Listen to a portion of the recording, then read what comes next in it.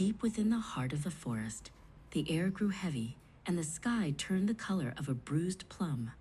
Saga, the wise mother bear, led her cub, Lumi, back to their cozy den.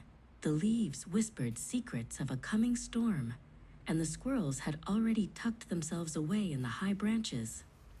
No sooner had they reached the safety of their home than a bright flash of white light split the sky.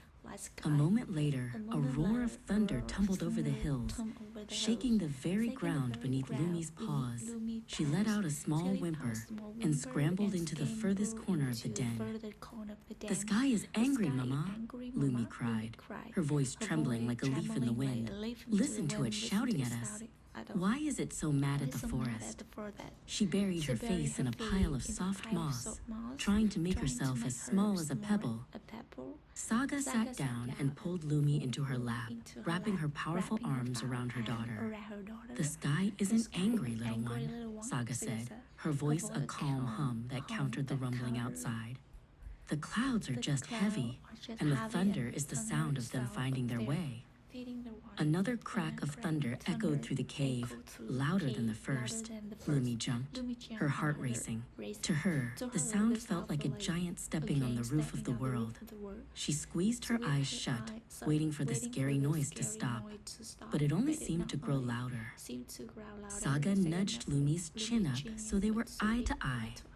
"Courage, Lumi, is not about the absence of noise. It is about staying steady when the world feels loud. Think of the storm as a traveler passing through. It has a long way to go, and it is simply singing its way across the sky." "But it's so big, and I am so small," Lumi whispered. Saga nodded and pulled her closer. "Even the tallest trees feel small in the wind, but they don't move. They hold onto the earth. We will hold on to each other, and we will be the steadiest things in the forest tonight." Lumi took a deep breath, smelling the sharp, clean scent of the rain.